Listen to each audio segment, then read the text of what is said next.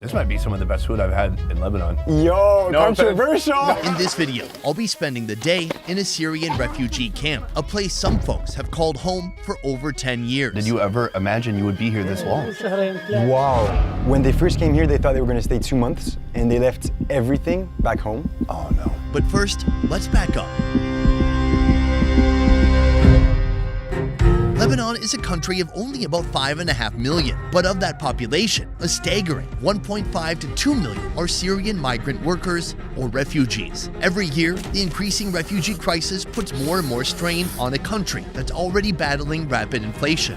But in the camp, men, women, and children face their own ongoing challenges. Today, I'm on a mission to live a day in their shoes. I want to understand life in the camp. How do people get money here? I want to see how they live. I can see that people have structures, they have homes, they have cell phones apparently. And what they eat. This smells amazing. So what do Syrian refugees start their day with? Let's find out.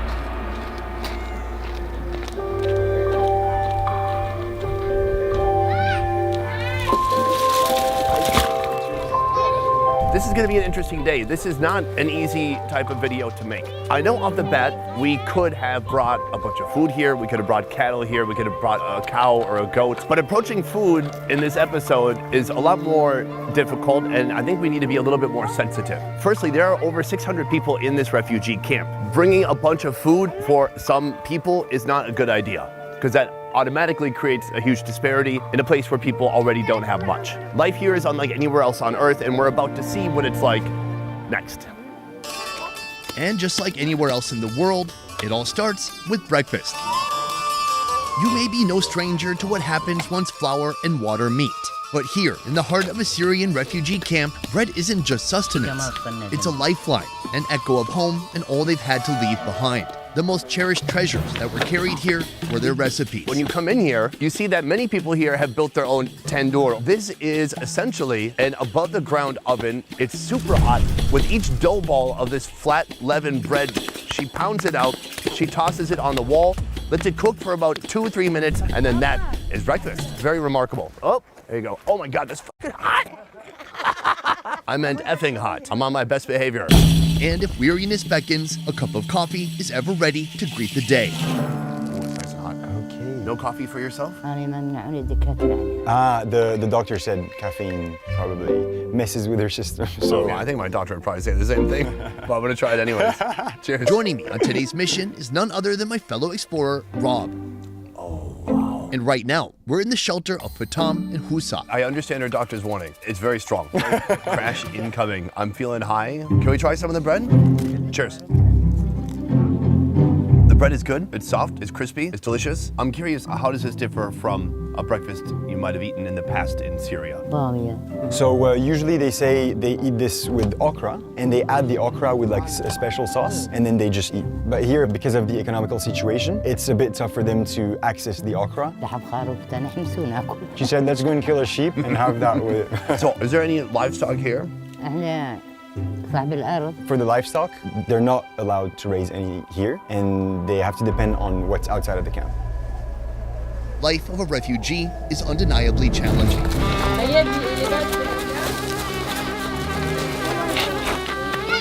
Tarp, canvas, or whatever materials are available come together to create a shelter that offers minimal protection from harsh weather. When it comes to electricity, it comes and goes, but never lasts more than 4 hours per day. As far as clean water and sanitation go, it's best not to ask.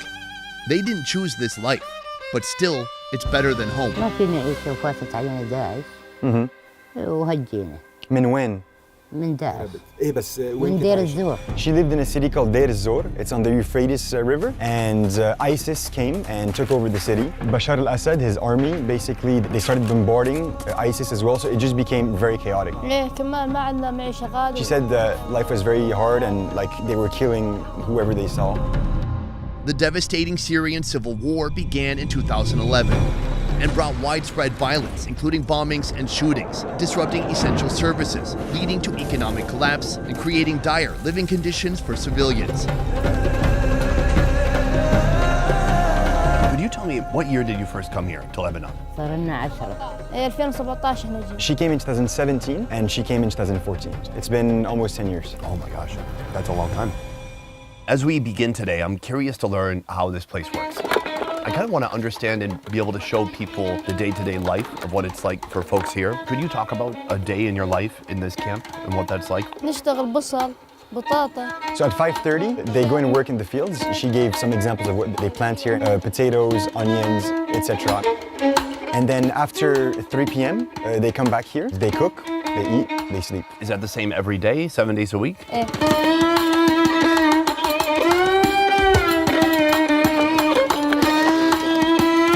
Are people allowed to leave the camp? So she said they can go out of the camp to work or to buy things, but the Lebanese government won't let them live elsewhere. And that's why camps are created. Amidst the challenging living conditions, a system does exist. The UN plays a pivotal role in providing assistance, though often just enough for survival. They get every month 2.5 million Lebanese pounds for 8 people. It would be very difficult to work with that. There are healthcare services, there are schools for kids, there are employment opportunities. Most of the men obviously work. The women sometimes have to work as well, and every kid that is above 12 goes and works as well. And of course, there are also the indispensable grocery stores, the sole place where essential goods and food are sourced. How often are you coming here? Meeting us here, Mr. Hassan, father to a family of 9. Right now, he's picking up ingredients for today's lunch. He said when he has money, he comes. When he doesn't come. Can I ask, how do you ration out your money to make sure you have enough food for the whole week, for the whole month? ما بيوفر معي هلا انا بقبض 25 He دولار. gets around 16 million Lebanese pounds per month. A lot of what he gains every month is spent on just flour to be able to make the bread every morning. He said the cheapest item here is greens, vegetables, and the meat is the most expensive. He eats meat once a month. What are the most coveted items in here? What is it that people want the most? اكثر شيء He بيشتغل. said most people here, they buy greens, so all types of vegetables, and the kids, they like all that sweet, usually, and chips and stuff like that. In a heartwarming gesture, I've been invited to join his family for a meal. While I'm not able to provide food, I've chosen to express my appreciation through a financial donation to each family we visit today. And so far, it seems his contribution has been put to good use. At the helm of the kitchen, Hassan's wife, Miss Bayesh. Today, she'll whip up this lamb meat into a Syrian classic, machi mofu. Rolled dishes are found in many corners of the world, but have you ever had a cabbage roll? If you're not from Syria, the answer is probably no. Boiling cabbage leaves and spreading them out creates the perfect canvas for the flavorful filling that comes next. Finely chop parsley, mint, and tomatoes, then add to a pot with rice. Sizzling in a blazing hot pot the lamb meat. Seared, then added to the filling mixture, along with the 7-spice seasoning, salt, garlic, and tomato paste. Now, let the rolling action begin.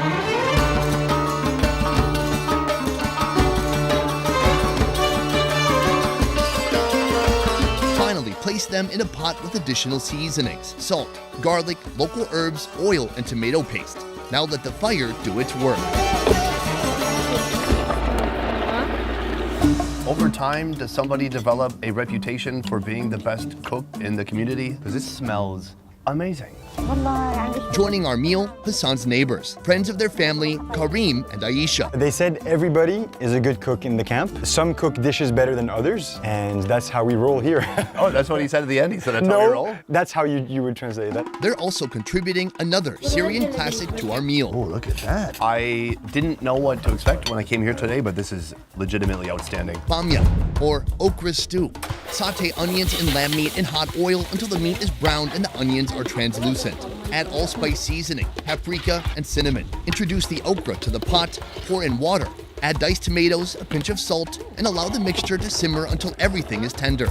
Serving as the perfect accompaniment, a rich, flavorful vermicelli rice dish made from a combination of ghee, vermicelli noodles, rice, and water. So we have it here. You mix a little bit of meat with a little bit of rice. You don't see that much okra, and it's certainly not slimy like what okra usually does to most foods, is make it a little bit more slimy. Exactly. Cheers. Cheers. Oh, that's under undeniable. Wow. These folks know how to cook. I love the rice with the noodle. It's very lamby in a way that I enjoy, and then just tons of spices. It's very savory and almost buttery. بلدي. بلدي. So he said it's ghee that they use. You definitely taste it. They put a lot in there, and it tastes delicious. Are there any foods from Syria that are impossible to replicate here? كله موجود. So they basically said you can find all of Syrian dishes in Lebanon. For you, as someone who's Lebanese who grew Yes. up in Beirut, is this something you've ever tried before? Yeah, I've had this multiple times. I rarely found it in a restaurant, so it's mostly back home. This is stuffed cabbage. We call it malfouf mahshi. You just have 15 minutes to eat it. After 15 minutes, it doesn't hold together anymore. So you gotta eat it very fresh. It kind of reminds me of the grape leaves, except for with cabbage and this mixture on the inside. All right, do I cut it? Just eat it with my hand? Ooh, it's really hot. Oh my God. It's a delicious thin cabbage wrapper, and it just holds in this tasty, very seasoned mixture. Oh man, it's really good. And it's a satisfying texture as you chomp through it. The cabbage has some bite, and then just really steamy, soft fillings on the inside. I can't believe it. This is so good. When people cook here, is it mostly each family cooking for themselves, or how often are people cooking for the greater community? كل يطبخ لعيلته. So she said every family cooks for themselves, but during the month of Ramadan, each family is responsible for one dish, and then they all join for iftar at the end of the day to break the fast, and they each get to taste the diversity of food. I didn't have any set expectations for today, but this might be some of the best food I've had in Lebanon. Yo, No controversial! offense. No offense. You're both husband and wife, two different couples here who have different histories, came here at different times. When you came here, did you ever imagine you would be here this long? شهرين ثلاثة ايه والرب نرجع لأن أغراضنا خليناها بالبيت. They said that when they first came here, they thought they were going to stay 2 months, and they left everything back home. Oh no! And it's been 10 years. So yeah, it's even for me listening to this, it's. Back in Syria, what did you used to do there for a living? بالأرض الفلاحة. أفلح قطر قمح. He worked in wheat fields back in Deir ez-Zor, and then when the situation started becoming a bit harder, he started being like a merchant of tobacco. And then when ISIS came, ISIS considers it a sin, and they don't allow it. So they specifically went to his house to just take him away, and God knows what to do with him. And what happened was that he had to flee, and he walked for 15 days. He said he passed through multiple Syrian regions that were controlled by the Syrian army, by rebels, by the Free Syrian Army as well. And then he arrived in Damascus, and from Damascus he got to go as a refugee to Lebanon. And then he mentioned to me a bit earlier today also that only 3 years later that he got to bring his family to Lebanon. Oh wow. Yeah. The hardest part for me to wrap my brain around in being here is like, it's so complex. It's like, you can't just say, well, at least you're not in Syria. And I can see that people have, they have structures, they have homes, they have enough provisions or money for food. They have cell phones apparently. So life is about a lot more than just, I have food, I have shelter, I have clothing, I have water. That's just like really the bare minimum. Bottom of the pyramid. Yes. Exactly. And so for you, how do you see your purpose here in this camp now these days after 10 years of being here? ما كويس. ما كويس. She said there's no goal, there's no real purpose here. We're struggling. احنا بدنا نريد معيشة أفضل. أنا ما أحكي بس عن حالي. He said most Syrian refugee camps are in the same situation as us, or even worse. He said some people don't even have dinner to get. It's very hard to live in those conditions. So we can't rely on Lebanon, we can't rely on Syria. Our only hope is for a foreign country, Western probably, that's what he means, to come and help us and take us out of this hell, basically. The life of a refugee is undeniably challenging. It often means being unable to actively work, study, or contribute to society, void of purpose, but still unable to go back home or anywhere else for that matter. Most Syrians were driven here for the same reasons, but while many spend years stuck in limbo or living in a state of uncertainty, some fortunate individuals discover a path to a more manageable existence. A 40-minute drive to the southwest of the camp transports us to the central fruit and vegetable market of Kwab Ilyas. Here we meet Abdel Razak, a Syrian man who arrived to Lebanon in 2013 and who's been diligently working in this market ever since. Can you tell me a little bit about what you do here? بشتغل هون. He's an accountant here in the market, basically. We've interacted with so many people today who are in the refugee camp. He came at a similar time, but he's here. What's the journey? في فكرة أنا كنت ساكن. He was a teacher back in Syria. He lived in Aleppo, which is a big city. So his cousins came before the war. So they were kind of established here. Because they built credibility through time, they were able to find him a job. Are you free to quit this job and do something else? لا صعبة يعني. He said here it's basic, you have a job, you take it, and you have to stick to it. You don't have the opportunity like other people living in the country to have jobs in the same way that Lebanese do, you know? Are most of the people here in this market Syrian? يعني كم مقابل. About 35% of the market would be Syrian and the rest is Lebanese people. Not all refugees are relegated to living in a camp. Having proper documentation, work permits, sponsorship, or a more stable economic situation could all contribute to getting the permissions necessary to live outside the camp. And life outside the camp is undoubtedly better than inside. Abdel's home isn't fancy, but it accommodates his family's needs with basic amenities. As for food, today, they have enough to feed a small army. Abdel's wife, Ms. Tamar, is preparing mansaf for dinner, an iconic Middle Eastern dish traditionally served on a large communal platter. With fragrant rice and bulgur arranged at the base, it's topped with tender, slow-cooked lamb before receiving its crown. A beautifully braised lamb head, garnished with herbs and nuts and served with bread, yogurt, and more greens. This looks like a freaking masterpiece. I assume you eat like this every day, yes? Oh, she said once a year. Oh, once a year, okay. Is this something you used to have back in Syria? بالمناسبات أكثر. Weddings and holidays, that's when they eat this dish. Well, this is a very special occasion and a special treat for us. It's interesting, I'm used to eat it all together in like one bowl. I mix everything. They eat whatever they want. It's like a buffet on one little plate. What do you think? Tasty? She's like, obviously. Yeah, wow. All right, I'm gonna try this with bulgur. It reminds me of, I don't know, salty steel-cut oats almost. with لبن. Oh, so I'm just eating the bulgur. Now I gotta take some yogurt. What I would do is take a spoon, maybe dip it in. Oh, wow. Advanced, next level move. It has a great texture, completely different than rice, obviously. Yeah. And it's just really warm, salty, savory, and delicious. Here, I've got some rice. Oh, the rice is great, super heavy, and a different flavor from the bulgur.